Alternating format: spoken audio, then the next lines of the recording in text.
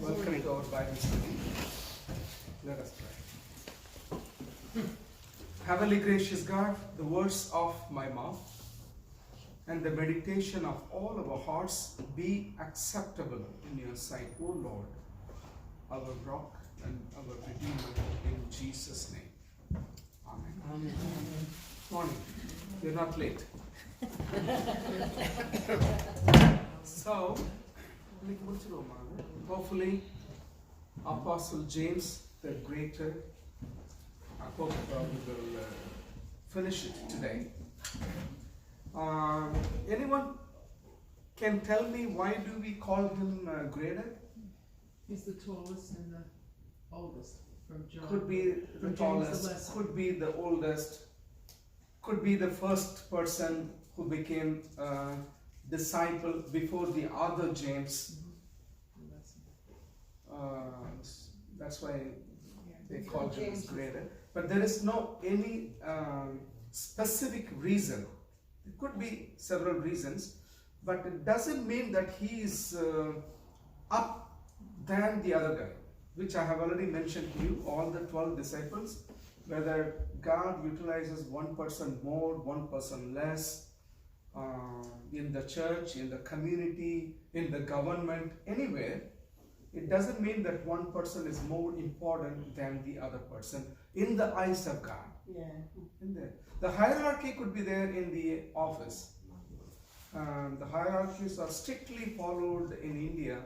So even if one level superior to you, you cannot stand when he walks in. You have to call him sir. Those things are there. But here in the United States, it's not like that. You know, it's called. It's not a vertical structure that we follow.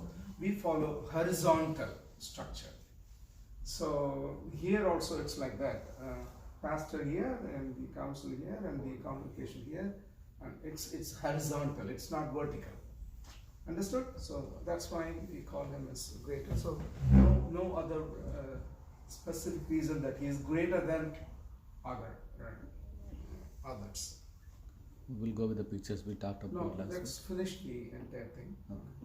So we were in Congo, I think. This we saw already. The next one.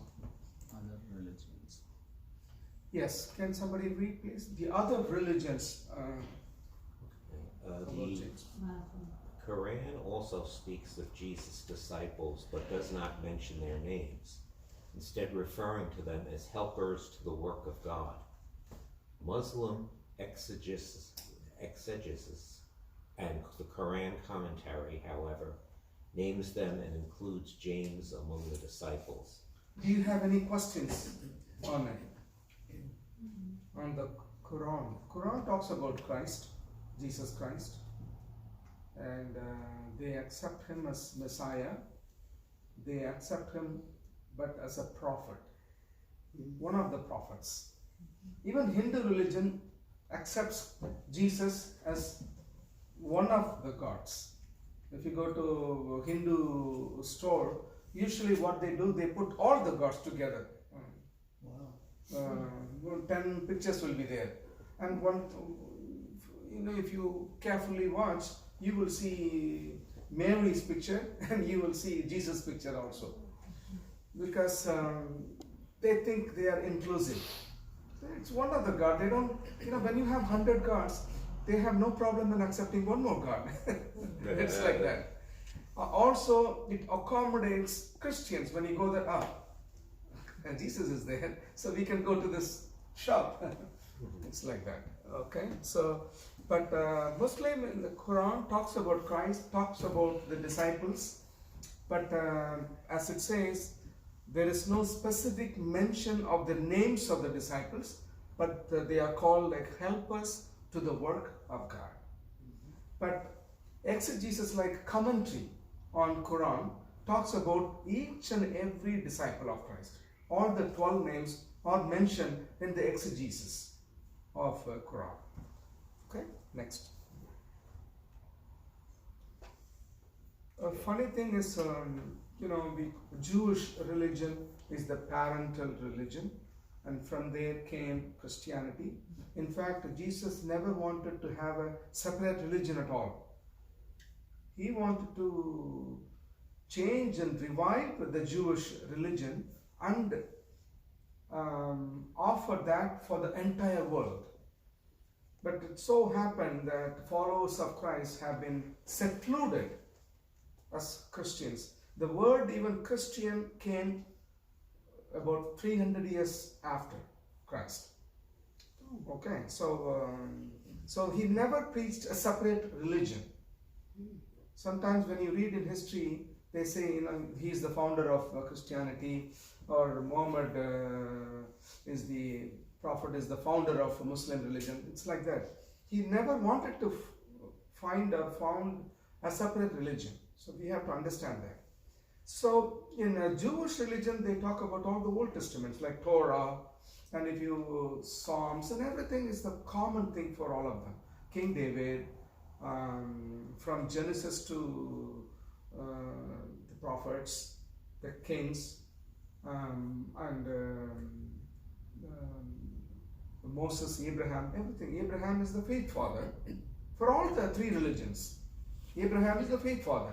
For Jewish, for Christians, as well as for Muslims, Abraham is the faith father. So it's all cousins, but there are some, they don't, at least Quran talks about Jesus and the followers, like 12 disciples. But Jewish people never accept Jesus as anything, not even as prophet. Just the differences that I would like to share. Next one. Go back again. I don't think we read that. Yes. Okay. Can you read this, please? Okay. James killed and Peter imprisoned.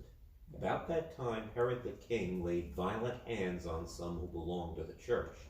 He killed James, the brother of John, with the sword. That's how the end of James happened. He killed him by his sword, and Peter was imprisoned for a long time. The imprisonment also, I told you about how he was imprisoned in a rock carved, and you go inside, so it will be dampness. There won't be any water to drink. I don't know how they use the bathroom and stuff, because it's a small place. Just would like to share about one thing happened a week before in Bronx for me. The service was done. We have a small storeroom, and the chapel, I call it as chapel, but they call it a spiritual center.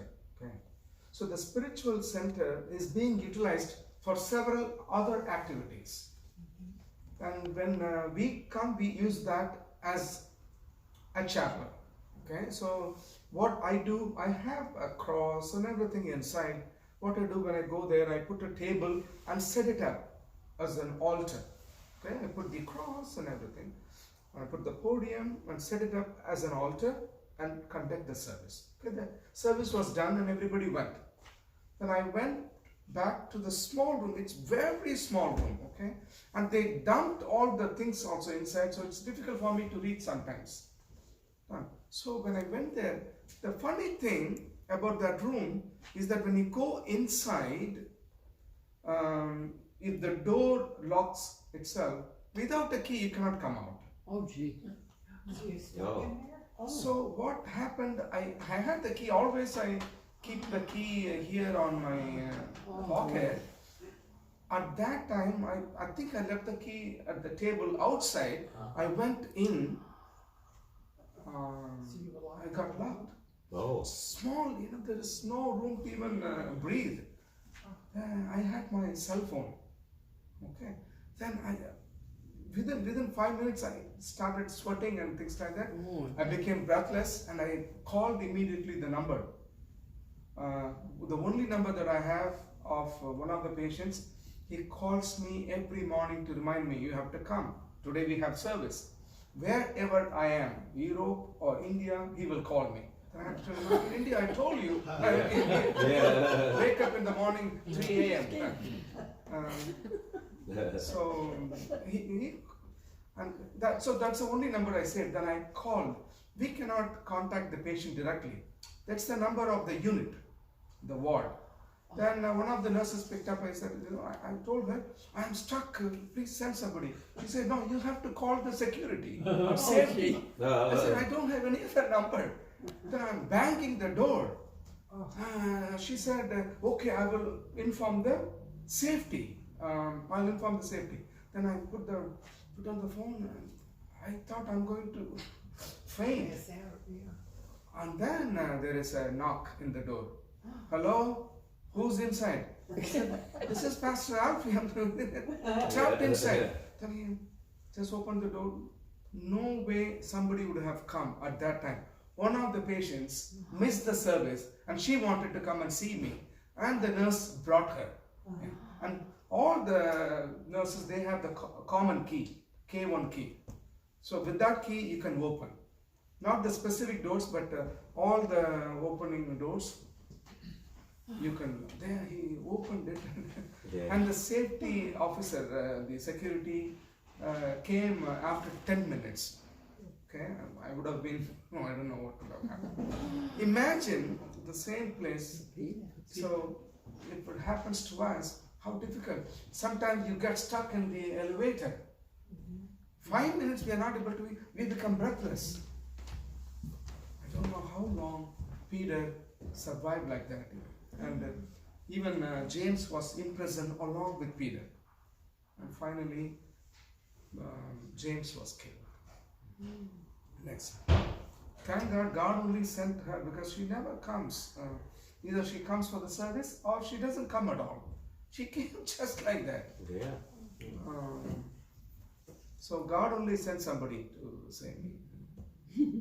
Okay. The Acts of the Apostles 12:1 records that King Herod Agrippa I had James executed by the sword. He is the only apostle whose martyrdom is recorded in the New Testament. He is thus traditionally believed to be the first of the 12 apostles martyred for his faith.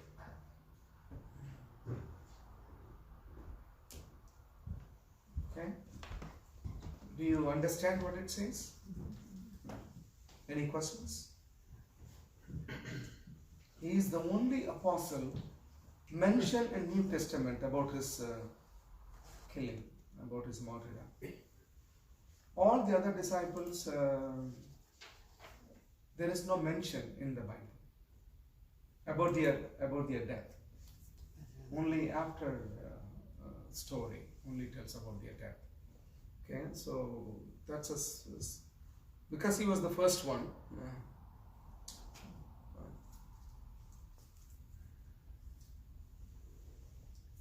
Okay, so King Herod Agrippa. Herod is a common name. Okay, so all the kings, they have the common name of Herod, King Herod. But every time there is a different Herod. So you cannot say it is the same Herod. It's not King Herod who was alive when Jesus was born. This is much later than that. It is another person. Okay. Okay, next one, please. So this is the last slide, yeah. No pictures. So this is the last one. So we started from the birth till the death of Apostle. If you have any questions, store that. I will, as I promised you, I go back to the mood slayer, or let's go with the pictures one by one. So I'll show you some pictures that I promised last week. We'll see one by one. Oh, what was that? This is a fine-looking gentleman. Is what I believe, but others might have a different type of opinion. Yeah. Okay, but it's not about me. It's about the church behind. The place that I stand. This is taken in Mexico City. Mexico City. And this is an archaeological site. Archaeological site where they found a lot of, these are all the places where the ancient Indians used to live. They had their own and then Spanish came and defeated or killed all of them, and it became a Spanish colony. Next to British colony, Spanish colony is the biggest one. They just sailed, and whichever country that they came across, they went in and made it as a Spanish colony. That's how they did. Are they That's why- bleachers that you can sit there, Pastor? Are they bleachers? Is that where they were sitting, or the rocks like in front of? These are all like houses they lived earlier. It doesn't look like a house because it cannot be like that, because it's all excavation from the ground underneath archaeological site. And on the top of the site, sometimes on the top of the site people come and build it, no? So this church that you see, the ancient church, was built in 16th century by Spanish people when they captured. They built this church. This is Santiago's church. That means Saint James Church, Santiago Church. And Spanish is the second largest language that people speak when you take into consideration, next to English, Spanish. English became number one because of British colony. Wherever they went, they spread the English.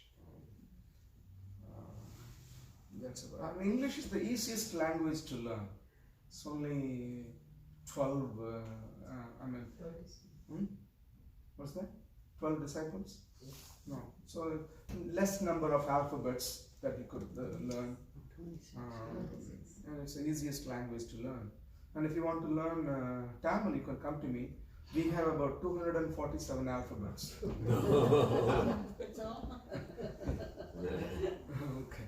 Okay, so this church is Santiago's church. It's named after Santiago. Next, please. And this is a closer version of me. No, the church. Church at the background.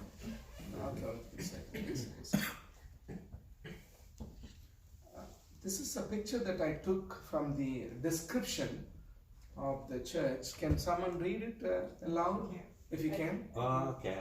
The Santiago Tlatelolco Church was the third construction of said temple and was inaugurated by Friar Juan de Torquemada in 1609. 1609. Viewed from the top, Okay, it that's has a good. cross shape and has been the custom since medieval ages. Its main facade faces westward. The church persisted until the Reformation Wars of the 19th century, when it was looted and its gigantic altarpieces were dismantled. You know about the Reformation fight between Protestants and Catholics? Everywhere the fight started. Today we are able to see the central piece where Santiago Apostol appears. A huge mural of Saint Christopher, the baptismal bath, and the stuccoed clay and polychrome sculptures that adorn the Pendentivites that support the principal dome, which collectively hearken the Catholic temple that was inaugurated in 1545. Before you read further, I would like to just say, I went there, I wanted to go inside the church, but the church was closed. Now, usually the church opens on Sundays or something like that, no? Or some special days. So I badly wanted to go inside the church. Then I was scratching myself how to go inside, and I was banging the door. No one, no, I didn't bang the door, but in my heart, I'm just, open, please, open. I took a picture of the front side, and this is not me. Some birds have done that. Yeah. So I have to use a stick to clean it, the picture. And you know what? I'm saying and reading this. Suddenly the door wide open for me. Can you go? As if somebody heard me.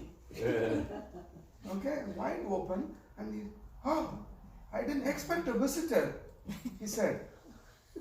He's like a brother of the church, Catholic brother. You know, brother is before father. They became father and ordained as a priest, and when they are in training, they are called brother. Okay, so he, with his cassock, he opened the door. He said, I didn't expect any visitor. I just wanted to open the door because I'm a little early, because usually it opens only after 30 minutes. So it just opened for me. Can you believe it? And I went inside. You can read that. VIP. Okay. The decoration on the northern facade of the church stands out, where on top of the arch, the patron saint of the religious order, Saint Francis, appears in a niche, and on top of him we see the indigenous eagle that holds its talons, a Mexica shield, flanked by arrows and a club.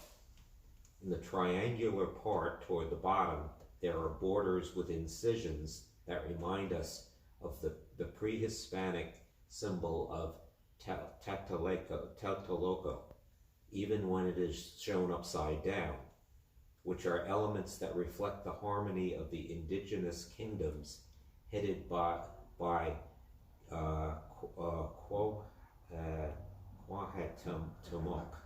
It's okay. in the early Novo Hispanic period. Okay, this is prayer Hispanic. Yeah. So when they went there, they utilized the previous culture and they combined their culture together and they built the church with the hope of even those people can be welcomed inside the church. A lot of Catholics did that wherever they went. I'm bursting here. Yeah. When Cortez showed up, he showed up to a place where the Aztecs dominated other tribes, and they all hated the Aztecs. The Aztecs would say, we're having a party Saturday night. Could you send 3 or 4 of your sons over so we can sacrifice them? So when Cortez went in, he just had a few hundred guys, but he picked up allies right away. Thank you for sharing that. So that's like that, you know, it's like that. You know, your friend becomes my friend, your enemy becomes my enemy as well. It's simply as simple as that. Okay, next please.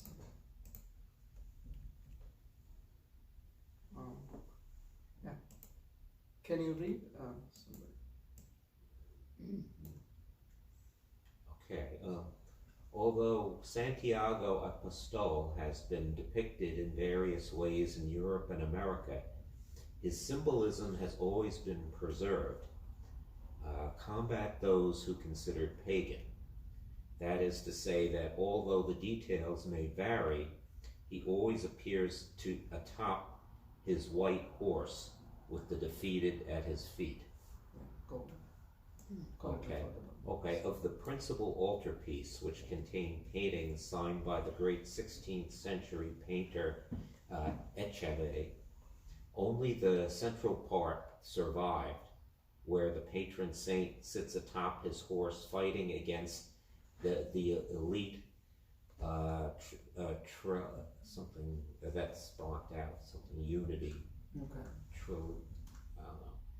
The Mexico warriors dressed in oceloto jaguar suits.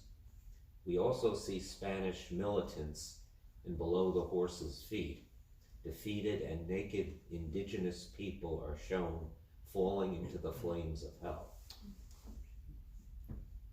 The next one, the gliding. Oh, the gliding of the altarpiece is made of gold leaf and is a fine sample of Novo Hispanic art. Okay, just go down. These are all the pictures. I just would like to tell you about, because I did not tell you about this one. Wherever you see Apostle James, he is on a horse. So they call him as mood slayer. Apostle James, the mood slayer. The mood means Muslim, a sect of Muslim. More went all over the world and captured places.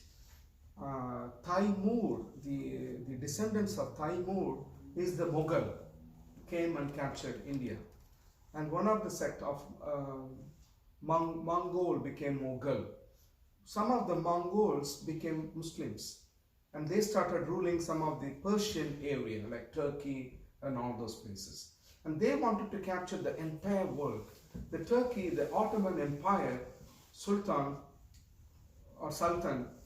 tried to invade the entire Europe, but he could not do it, never do it.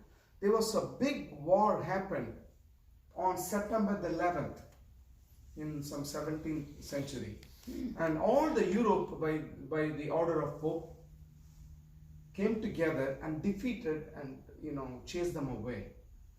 They remember the date of September 11th? That's why on the same September 11th, they have attacked the World Trade Center. September 11th, they were defeated, and they remembered the date and did it after 300, 400 years after. And there is a big war happened, I believe. This has happened after 800 years of James passed away, or James killed. 800 years after, the Moor came to capture some of the Spanish European place. At that time, the legendary story says that James Apostle himself appeared in front of them with the horse, with the sword in hand, and with his help, they were able to defeat the Moor. So that's why this news spread like fire, and everybody came to know that Apostle James has been named as Moor Slayer. But unfortunately, there is no historical record for that. So maybe just a legend, maybe true, may not be true, maybe just a story. But they started following everywhere when Santiago became a patron saint, and they put him as on the horse with the sword.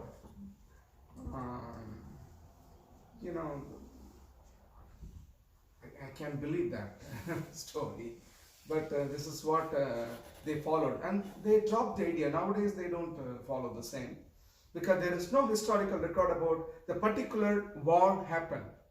More came and several wars happened, but there is no historical fact that after 800 years, Apostle James appeared in a horse and helped them and all. I don't buy it. Pastor, what's the symbol of the white horse? White horse is that he is from heaven. That's right. Yes, Yeah. that's what they believed. Okay, Yeah. but why you can find white horse here as well. And white elephant also, Hindu philosophy. They believe white elephant is from God of heaven. He rides a white elephant. In Revelations, when Jesus comes again, he's supposed to be on a white horse also. White horse. Yes.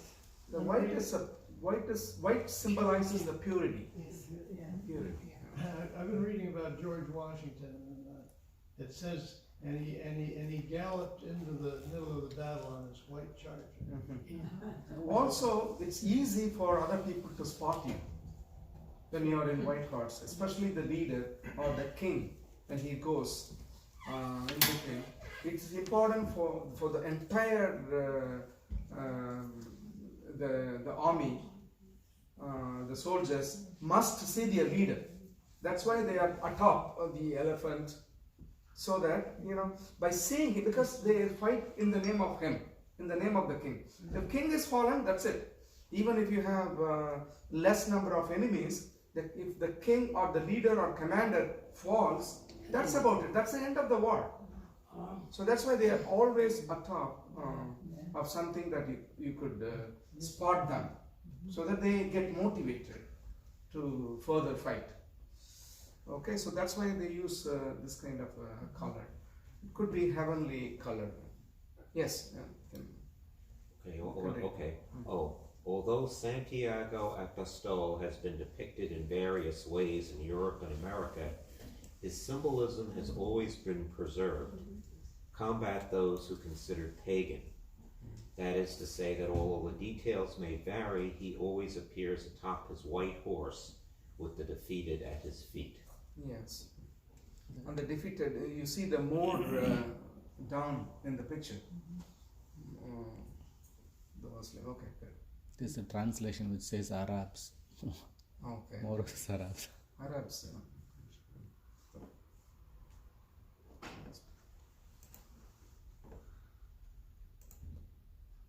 So this is the statue that I found inside the church. Again, the same thing, you know.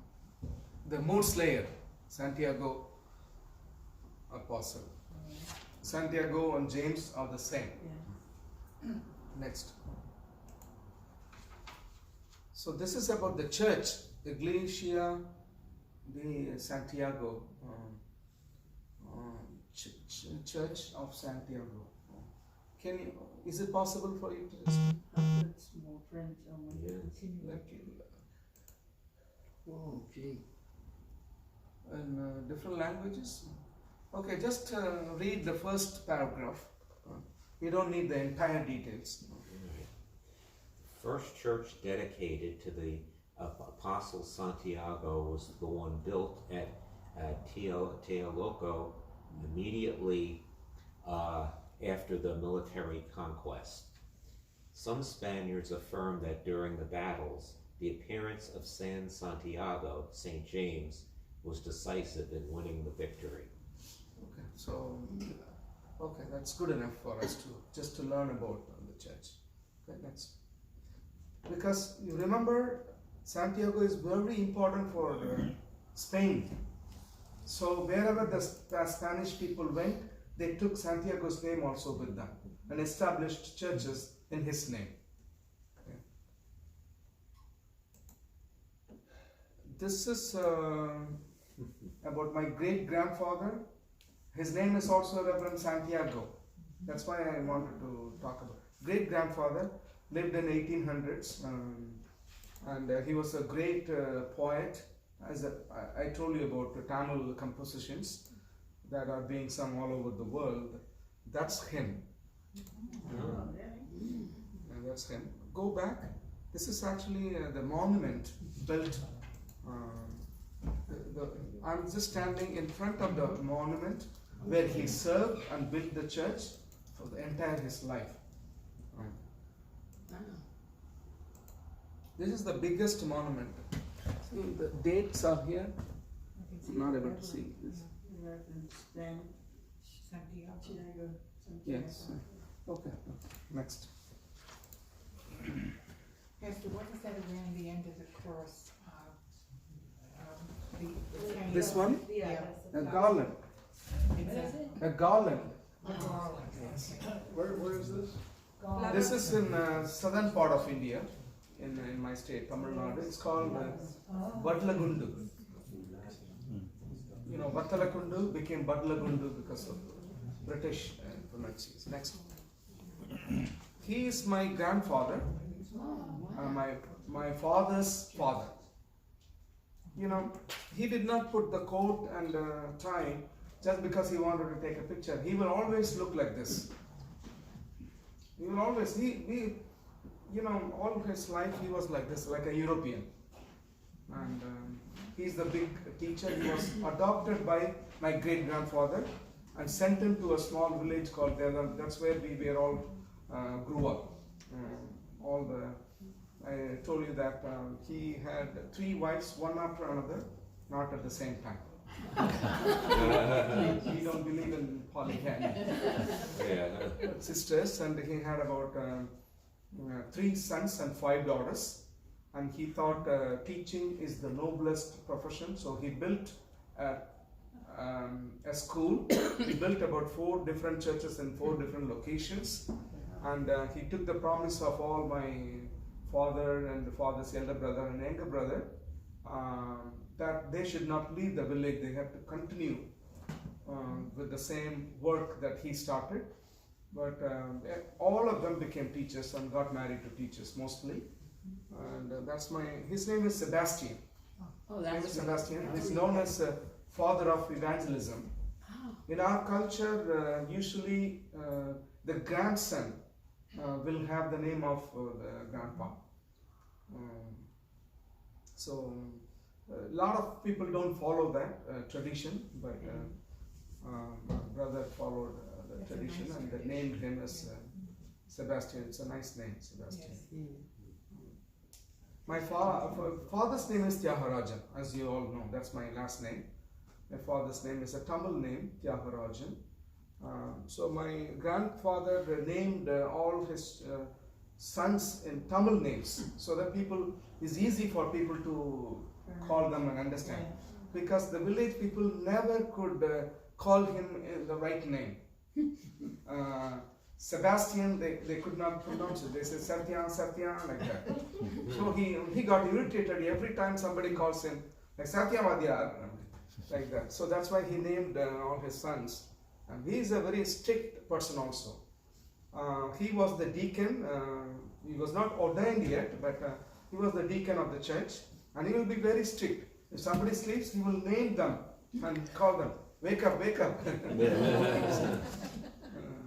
So it's funny stories my father used to say. Just imagine if anybody sleeping that I call their name. Oh, don't sleep, wake up, wake up. Okay, that's and he used to sing all the grandfathers, his uncle, my great grandfather's songs, and taught in the church. And his eldest son, that's my father's elder brother, he took care of the church, and he became the headmaster of the same school that my grandpa built.